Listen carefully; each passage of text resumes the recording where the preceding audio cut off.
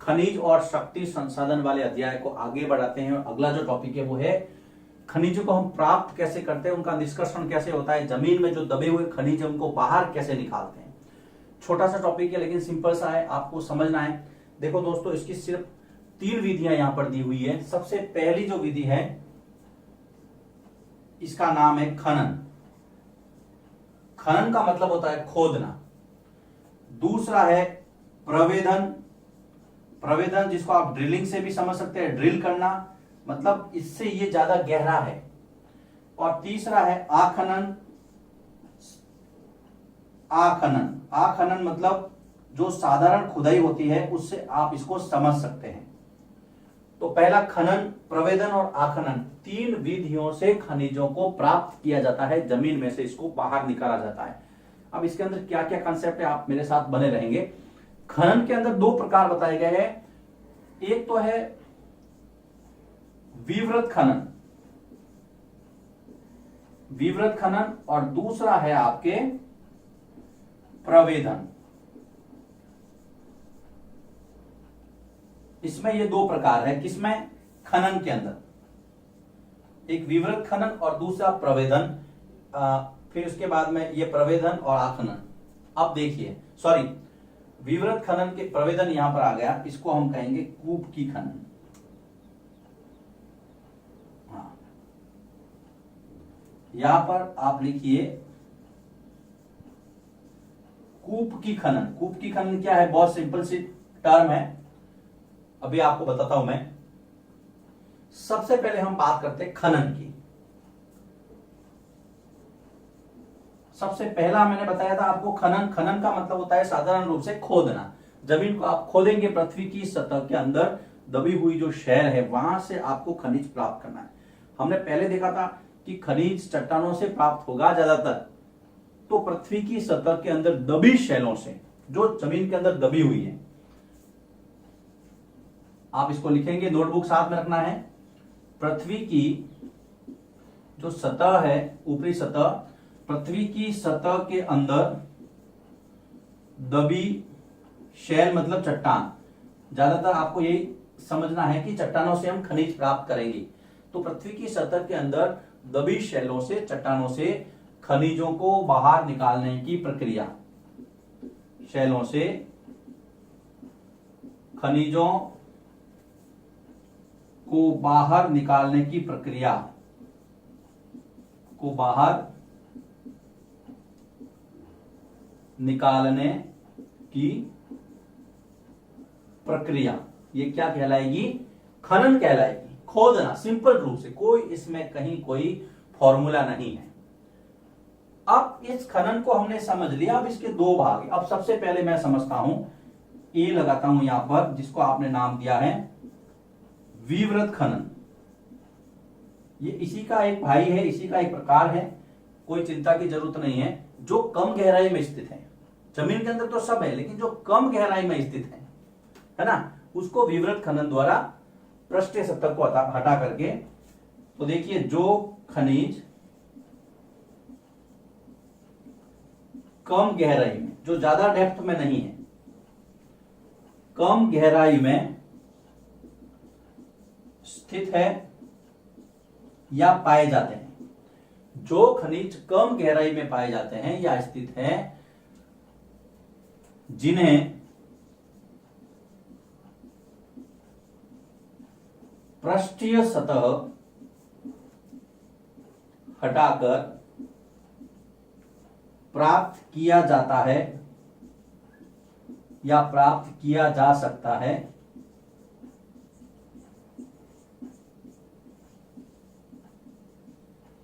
उन्हें विवृत खनन से निकाला जाता है। आपको समझना है, जो ज्यादा गहरा नहीं है। देखिए, खनन का मतलब खोदना है। अब खोदना गहरा भी हो सकता है, खोदना बहुत मतलब सतही स्तर पे भी हो सकता है। तो जो सतही स्तर का खोदना है उसको हम कहेंगे विवृत खनन, लेकिन जो बहुत ज्यादा गहराई में है उसको हम कहेंगे कूप की खनन। कूप से मतलब है यहां पर कुआं। ये है ना कूपक। कूपक से मतलब आपको यहां समझना है कुआं।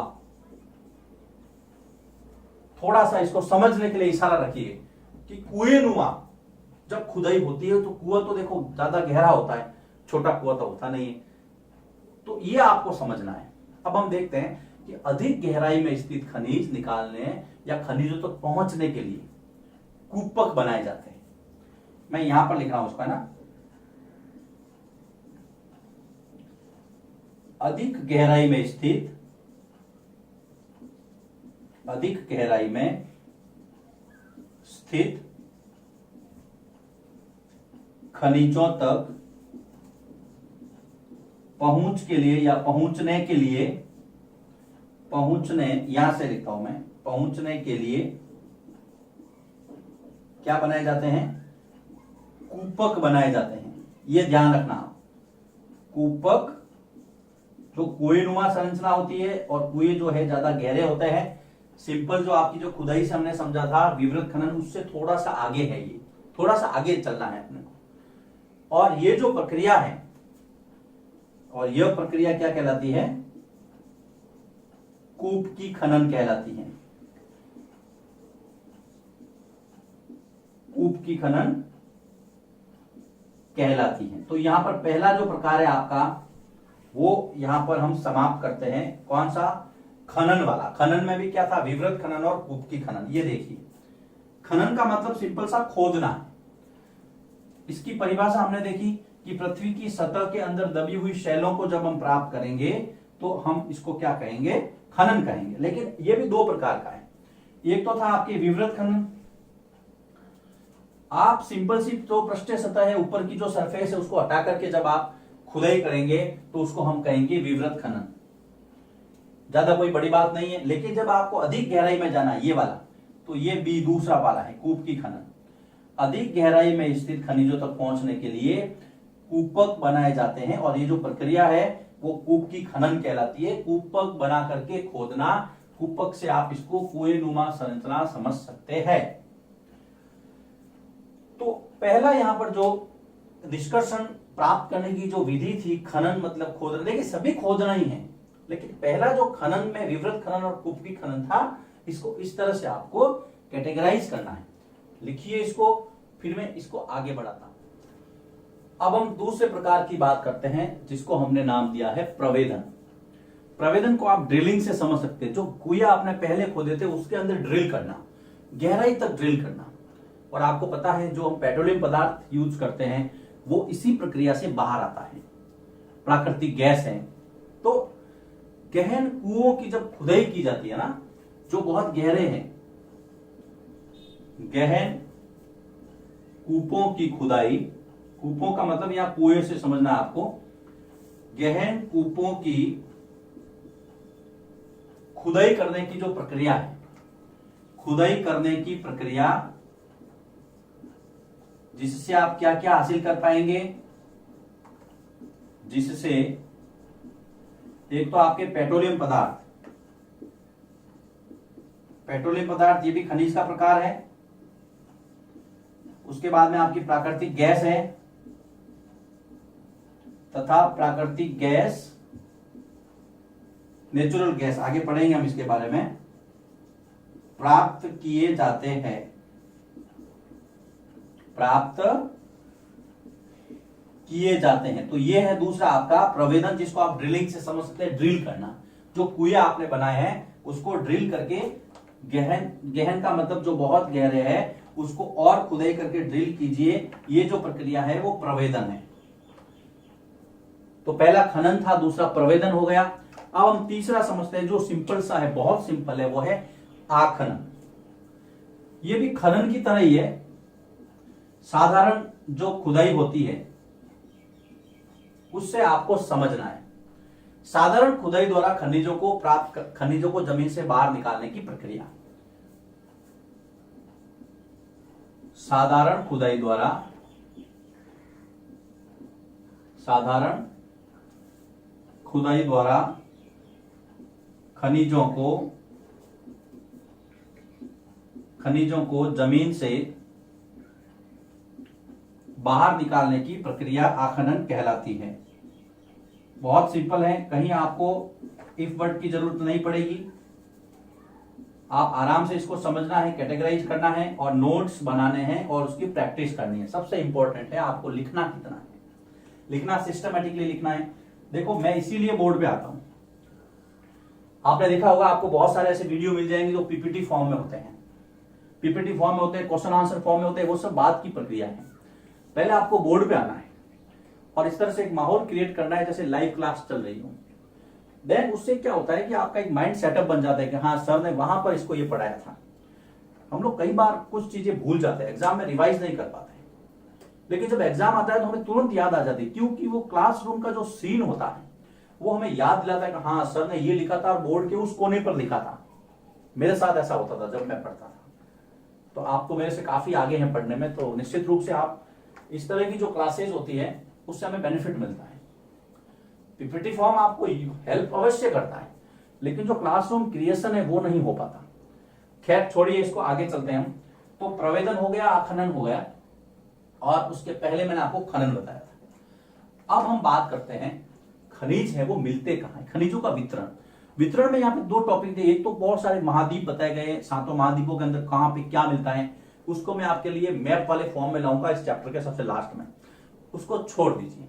लेकिन हम उसके अंदर जो छोटी छोटी चीजें उसको देखते हैं। तो खनिजों का वितरण, खनिजों का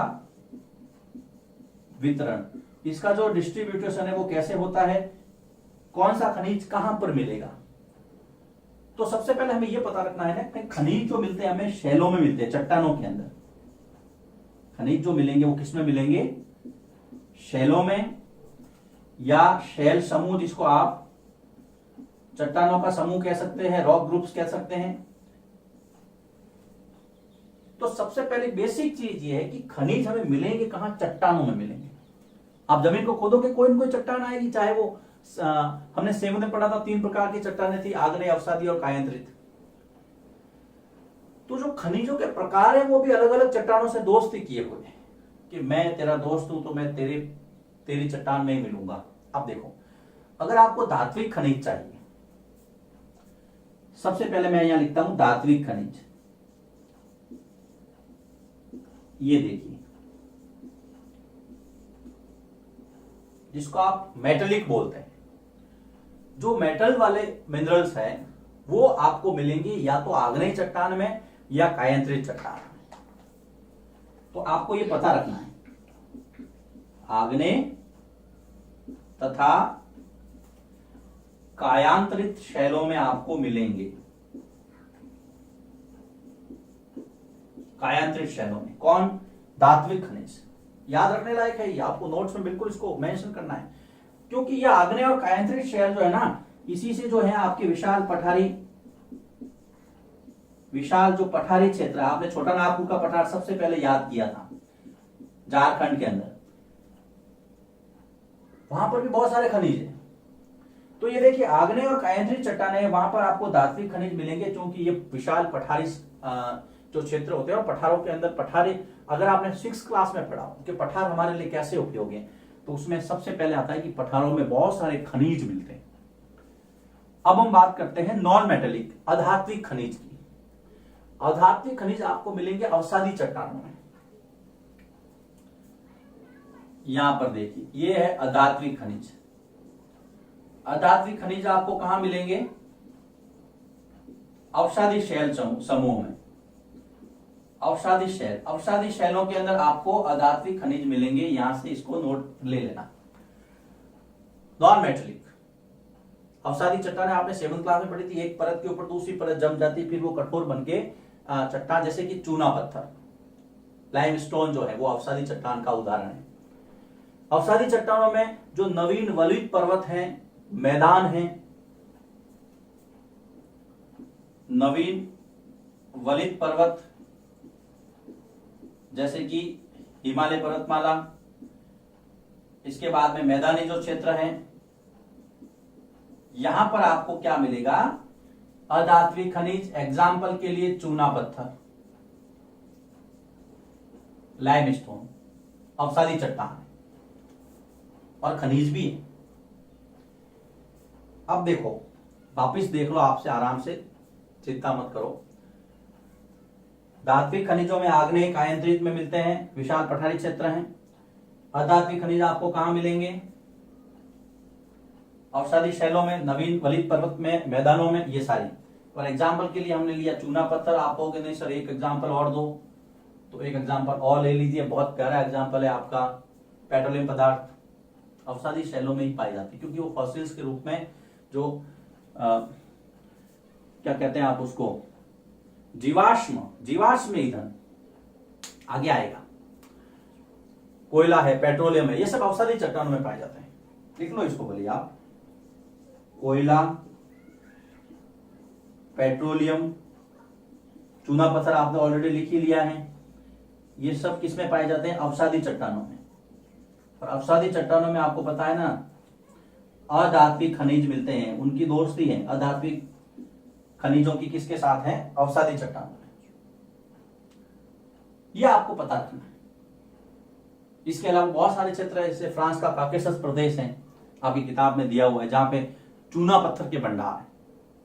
फ्रांस का काकेशस प्रदेश लिख लेना आप भले, है ना। यहां पर मैं लिख देता हूं,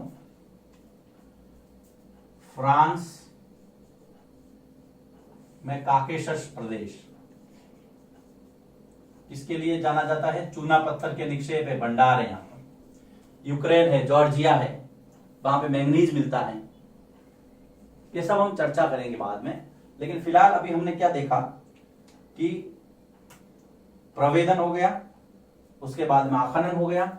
ये खनिजों का वितरण में मैंने आपको बताया कि सबसे पहले खनिज मिलते हैं चट्टानों में। पहला धात्विक खनिज आपको कहां मिलेंगे? आग्नेय और कायांतरित चट्टानों में। धातुएं जितनी भी है वो यहां पर इन चट्टानों में मिलेगी। जो अधात्विक, जो धातु नहीं है, वो आपको मिलेगी अवसादी चट्टानों में, नवीन वलित पर्वत में और मैदानों में। एग्जाम्पल के लिए चूना पत्थर लिया था हमने, फ्रांस का काकेशस प्रदेश, जहां पे चूना पत्थर के भंडार हैं। फिर कोयला और पेट्रोलियम, अवसादी चट्टान। एक और मैंने नाम लिया था जॉर्जिया और यूक्रेन का, जहां पे मैग्नीज के भंडार है। तो यहां पर मैं लिख देता हूं, वो भी आपको याद रहेगा नहीं शायद। जॉर्जिया और यूक्रेन,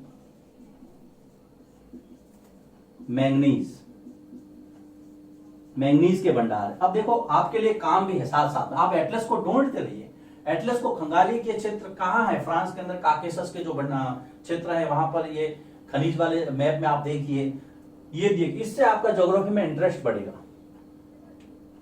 तो ये आपकी क्लास वर्क एक तरह से घर पे काम भी हो गया क्लास वर्क के दौरान जब आप पढ़ रहे हैं। एटलस अपने साथ में रखिए जब भी आप ज्योग्राफी पढ़ते हैं, तो लिखिए इसको। फिर अब खनिजों के बारे में एक टॉपिक बाकी रहा है कि खनिजों का उपयोग क्या है, लिखिए इसको, फिर मैं आगे बढ़ता हूं। अब हम बात करते हैं खनिजों के उपयोग की। जो मुद्दे की बात है, हमारे जीवन में काम क्या। हम लोग अगर साधारण जीवन से मैं अगर शुरू करूं, जैसे कि नमक, ग्रेफाइट पेंसिल के अंदर आप यूज करते हैं, नमक खाने में इस्तेमाल करते हैं, लोहा, उसके बिना जीवन संभव ही नहीं। तो ये हमारी सारी आवश्यकताएं खनिजों से पूरी होती है। लेकिन अगर आपको एग्जाम में लिखने के लिए कहेंगे तो फिर क्या करेंगे आप?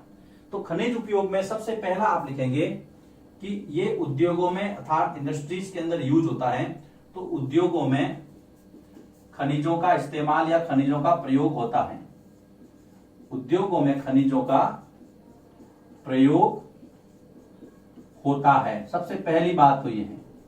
उसके बाद में हम दूसरी, सिंपल सा, कोई ज्यादा इसके अंदर नहीं है, आप आराम से इसको समझ सकते हैं अब तक आपने जो चैप्टर पढ़ा है। दूसरा जो आपने जेम इंडस्ट्री देखी हुई, ज्वेलरीज जो है रत्नों के लिए प्रयुक्त, है ना, जो डायमंड्स वगैरह होते हैं या आपके आभूषण बनते हैं, तो रत्न जो होते हैं, जो कलरफुल स्टोन होते हैं, है ना, रत्नों के लिए प्रयुक्त का मतलब होता है प्रयोग में लाए जाने वाले या प्रयोग हो रहे हैं। कठोर खनिज जो कि जमीन में से निकलते हैं, अनेक प्रकार के होते हैं और जिनका उपयोग आभूषण निर्माण में उपयोगी है ना, क्योंकि आभूषण जो ऑर्नामेंट्स बनते हैं, गहने, आभूषणों को बनाने में उपयोगी। जो आभूषण, जो ऑर्नामेंट्स बनते हैं, ऑर्नामेंट्स बनाने के लिए खनिजों का बहुत उपयोग किया जाता है। आभूषण हम सभी लोग पहनते हैं और ज्यादातर महिलाओं के अंदर इसका ज्यादा प्रचलन होता है, तो उनके लिए तो खनिज ज्यादा इंपॉर्टेंट है। आगे चलते हैं, अब बात करते हैं तांबे जैसे खनिज की। कॉपर, कॉपर जो उसके बॉक्साइट अयस्क से प्राप्त होता है। आप सिक्के से फिर पाइप तक लिख सकते हैं ऐसा, तांबा जिसका प्रयोग सिक्के से लेकर पाइप तक बनाने में किया जाता है। या आपने तांबे का उपयोग बता दिया। तांबा हमारे जीवन को काफी प्रभावित भी करता है। हम लोग काफी उपयोग करते हैं, सिक्का वगैरह, ये जो कॉइन्स बनाने के अंदर तांबे का यूज किया जाता है, ये बॉक्साइट से प्राप्त होता है ना। आगे चलिए, उसके बाद में हम बात करते हैं कंप्यूटर की। तो उसके लिए जो खनिज उपयोगी है वो है सिलिकॉन। कंप्यूटर की जो चिप होती है उस सिलिकॉन उसके अंदर प्रयोग किया जाता है। अब जो सिलिकॉन जो है वो क्वार्ट्ज से प्राप्त होता है। सिलिकॉन क्वार्ट्ज से प्राप्त होता है या प्राप्त किया जाता है? प्राप्त किया जाता है। आपने सिलिकॉन वैली सुना होगा, है ना, और बेंगलोर के अंदर जो आईटी डेवलप हुआ है, तो बहुत सारी चीजें हैं। तो ये जो सिलिकॉन है वो हमारे लिए काफी यूजफुल मिनरल है। किसके लिए? कंप्यूटर इंडस्ट्री के लिए या फिर आईटी के लिए कह सकता हूं मैं। तो सिलिकॉन जो है क्वार्ट्ज से प्राप्त होता है, यह कंप्यूटर उद्योग के लिए बहुत उपयोगी है। यह कंप्यूटर उद्योग में इस्तेमाल होता है। देखिए कितने खनिज, और कंप्यूटर के बिना तो संभव ही नहीं है। मैं आपसे अगर ऑनलाइन मिल रहा हूं, आपकी क्लास ले रहा हूं, आपको कुछ समझाने की कोशिश कर रहा हूं, बताने का प्रयास कर रहा हूं, तो ये सब किसकी बनिस्पत है? तो खनिजों को तो हमें सैल्यूट करना ही पड़ेगा। सैल्यूट भी करना पड़ेगा और एग्जाम में आएगा तो लिखना भी पड़ेगा, तभी मार्क्स आएंगे। सिंपल सा लॉजिक है, कोई इसके अंदर वो आपको ज्यादा कहीं फॉर्मूला नहीं लगाना है साइंस की तरह कि सर यहां पर कौन सा फॉर्मूला लगेगा, इस तरह से। आगे चलते हैं, अब हम बात करते हैं एल्यूमिनियम की। पांचवा बिंदु, एल्यूमिनियम।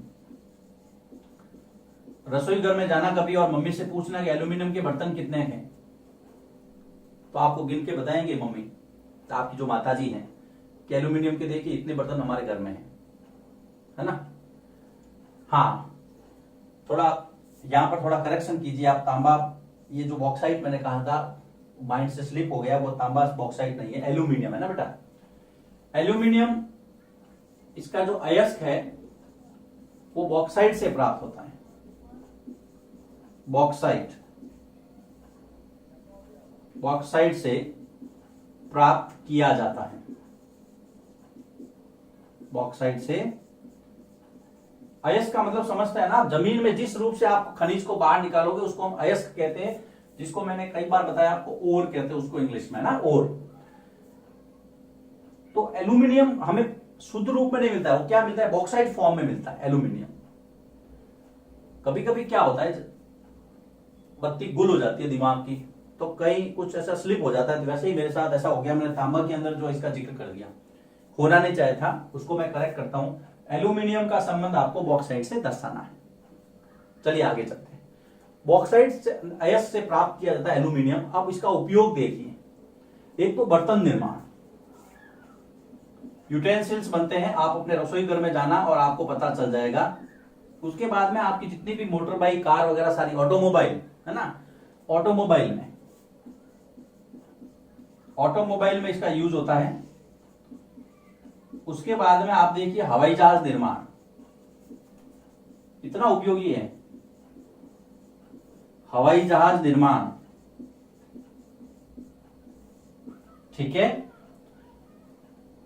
बोतल निर्माण, बोतल का जो इंडस्ट्रीज है, जिसको आप बोतल बंदी कह सकते हैं, बोतल बंदी, बोतल निर्माण, जो बॉटल्स वगैरह हम बनाते हैं। उसके बाद में आपका भवन निर्माण उद्योग, जो बिल्डिंगें वगैरह बनती हैं, एल्यूमिनियम काफी उपयोगी है, बिल्कुल लोहे के टक्कर का है ही है। लोहे को और इसमें टक्कर चलती है कि भाई मैं बड़ा हूं कि तू बड़ा है, लेकिन दोनों अपनी अपनी जगह महत्वपूर्ण है। तो ये सारी चीजें भवन निर्माण आदि में उपयोगी,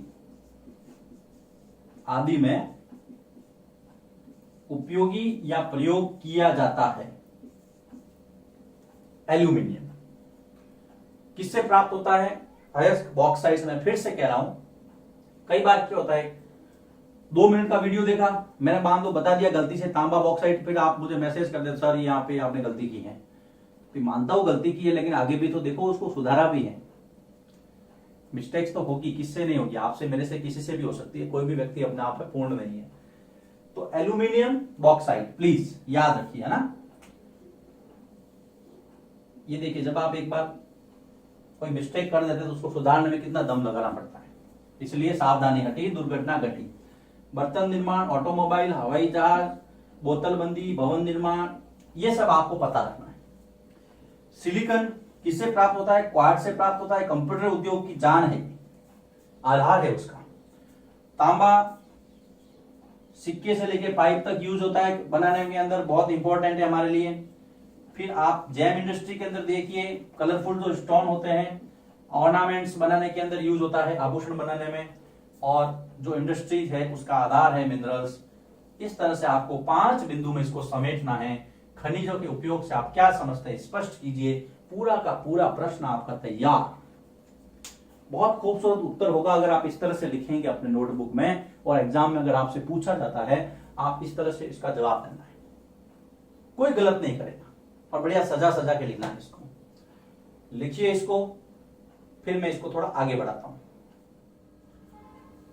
अब 2-3 फैक्ट यहां पर दिए गए हैं जिसकी हम चर्चा करेंगे, और खनिज वाला जो टॉपिक है, मिनरल वाला, उसको समाप्त करेंगे। एक तो ये दिया कि अगर कोई चट्टान है और चट्टान का रंग, उसका कलर आपको नीला नजर आता है, ब्लू, अगर वहां पर नीला रंग है तो वहां पर उस चट्टान के अंदर तांबा, जिसको आप कॉपर कहते हैं, उसके होने के चांसेस बढ़ जाते हैं। ये कुछ फैक्ट्स दिए गए हैं जिसके बारे में हम चर्चा करते हैं। दूसरा ये दिया गया है कि स्विट्जरलैंड एक ऐसा देश है, स्विट्जरलैंड, जहां पर कोई भी ज्ञात खनिज निक्षेप, खनिज का कोई भंडार पता नहीं चला है। ज्ञात खनिज निक्षेप नहीं है, तो आपको इसको याद रखना है। कई बार पूछ लेते हैं, क्योंकि किताब में दिया है, तो आपको पूछ लेते हैं कि कौन सा देश है जहां पर कोई भी ज्ञात खनिज निक्षेप नहीं है। दूसरा बताया गया है कि डायमंड्स के अंदर जो भी ग्रीन डायमंड है, हरा हीरा, ग्रीन डायमंड, वो दुर्लभतम हीरा है। दुर्लभतम का मतलब बहुत कम जगह पाया जाता है, दुर्लभतम हीरा है। तो कई बार पूछ सकते हैं कि हीरे की कौन सी जो वैरायटी है वो बहुत दुर्लभ मिलती है। हीरा तो, डायमंड तो बहुत जगह पाया जाता है, तो आपको हरा हीरा ध्यान रखना। इसके अलावा पश्चिमी ऑस्ट्रेलिया के अंदर बताया गया है कि प्राचीनतम जो चट्टानें हैं खनिजों से संबंधित, वो सबसे पुरानी चट्टानें मानी गई, जहां पे खनिज पाए जाते हैं 450 करोड़ वर्ष पूर्व, है ना। तो यहां पर हम लिख देते हैं पश्चिमी ऑस्ट्रेलिया। पश्चिमी ऑस्ट्रेलिया की जो चट्टानें हैं वो प्राचीनतम शैल चट्टानें, प्राचीनतम खनिज चट्टानें हैं, प्राचीनतम खनिज चट्टानें। थोड़ा सा इसको माइंड में रखें, नहीं तो याद आ जाएगा आपको कि हाँ सर ने बताया हुआ है। अब हम बात करते हैं खनिज संरक्षण की, कि हम खनिजों को बचाए कैसे, खनिज संरक्षण, उसको कंजर्व कैसे करें, उसको कैसे बचाए। तो सबसे पहले खनिज संरक्षण में पहली चीज तो है कि जरूरत के समय ही इसका उपयोग करें, जरूरत से ज्यादा उपयोग नहीं करें, क्योंकि ये वैसे भी बहुत कम है, बहुत टाइम लगता है इनको बनने में। तो जितना जरूरत है उतना यूज करना आपको खनिजों को संरक्षण करने का।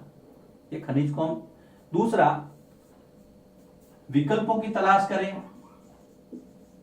अगर आपको कोयले की जगह दूसरी चीज से काम चल जाता है, गैस से काम चल जाता है, तो उसका यूज करें, विकल्पों की तलाश करें। आपको अल्टरनेटिव उसका यूज करना है। क्यों? क्योंकि खनिज बहुत कम है, आने वाली पीढ़ियों के लिए हम इसको बचा के रखना चाहते हैं।